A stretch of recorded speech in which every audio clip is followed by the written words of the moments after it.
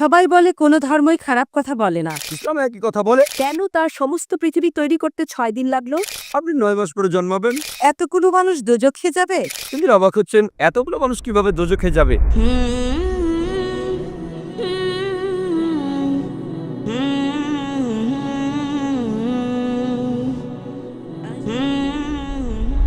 সবাই বলে কোনো ধর্মই খারাপ কথা বলে না, কিন্তু মুসলিমরা কেন অন্য ধর্মের লোকদের ইসলাম গ্রহণ করতে বলে? বোন, আপনি বললেন সব ধর্মে ভালো সব কথা থাকে, কিন্তু মুসলিমরা আমাকে ইসলাম গ্রহণ করতে বলে কেন? অন্য যেসব ধর্ম আছে সেগুলো যা বলে তার বেশিরভাগ কথাই ভালো, তবে ইসলাম ভালো কথা বলার পাশাপাশি আপনাকে দেখাবে কিভাবে সেটা অর্জন করতে হয়। আমি উদাহরণ দিয়েছি, সব ধর্মই বলে চুরি করো না, ইসলাম একই কথা বলে, তবে ইসলাম দেখিয়ে দেয় কিভাবে সেই অবস্থানে যাবেন যেখানে কেউ চুরি করে না। জাকাত দেন, সাহায্য করেন, এরপর কেউ চুরি করলে তার হাত কেটে ফেলেন, তাহলে চুরি করা বন্ধ হয়ে যাবে, কোনো অপরাধ থাকবে না। এজন্যই আমি বলেছিলাম যে ইসলাম ভালো কথা বলার পাশাপাশি আপনাকে দেখিয়ে দেবে কিভাবে সেটা অর্জন করতে হয়। যদি সর্বশক্তিমান আল্লাহ যে কোনো কিছুই তৈরি করতে পারেন, কেন তার সমস্ত পৃথিবী তৈরি করতে 6 দিন লাগলো? বোন প্রশ্ন করলেন যে আল্লাহ যদি যে কোনো কিছু সৃষ্টি করতে পারেন তাহলে কেন 6 দিন সময় নিলেন? বোন, আল্লাহ যদি চাইতেন একদিনে সৃষ্টি করতে পারতেন, তখন আপনি বলতেন যে কেন একদিনে তৈরি করেছেন, 6 দিনে কেন নয়?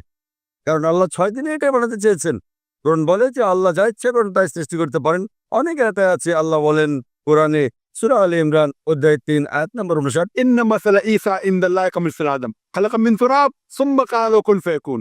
আল্লাহ আদম আলাইহিস সালামকে সৃষ্টি করেছেন যেমন তিনি যীশু খ্রিস্টকে সৃষ্টি করেছেন ধুলো থেকে, তিনি বলেন হও আর তা হয়ে যায়। আল্লাহ যখন কিছু সৃষ্টি করতে চান তিনি বলেন হওয়ার হয়ে যায়, তিনি ইচ্ছে করলেই এটা হয়ে যায়। আল্লাহ যদি ইচ্ছে করেন আপনি 9 মাস পরে জন্মাবেন, তাহলে আপনি 9 মাস পরে জন্ম নেবেন। আল্লাহ যদি চান 1 সেকেন্ডে, তাহলে মাত্র 1 সেকেন্ডেই। তো আল্লাহ চাইলেন যে তিনি কোনো কিছু 6 দিনে সৃষ্টি করবেন, তাই তিনি করলেন। পৃথিবীতে অনেক মানুষ ভুল কাজ করছে, আমার ভাবতে খুব অবাক লাগে, এতগুলো মানুষ দোজখে যাবে? তিনি অবাক হচ্ছেন এতগুলো মানুষ কিভাবে দোজখে যাবে। আমাদের এই জীবনটা হলো পরীক্ষা। আপনারা যদি ভালো করে দেখেন যে নিচু গ্রেডের পরীক্ষাগুলোতে বেশিরভাগ ছাত্র পাশ করে, তবে উপরের লেভেলে গেলে সেখানে পাশ করাটা কঠিন। উদাহরণস্বরূপ কোনো কঠিন পরীক্ষায় বসেছেন, যেমন মেডিকেল কলেজে ভর্তি হতে গেলে আপনাকে পড়তে হবে, খাটাখাটনি করতে হবে, পড়াশোনা করতে হবে। একইভাবে বেহেশতে যেতে গেলে এটা সহজ কাজ না, এটা মেডিকেলে ভর্তির চেয়েও অনেক কঠিন কাজ। তাই এটা আসলে পরকালের জন্য পরীক্ষা। যারা আল্লাহর নির্দেশগুলো মেনে চলবেন তারা ইনশাআল্লাহ বেহেশতে যেতে পারবেন। আশা করি বোন উত্তরটা পেয়েছে।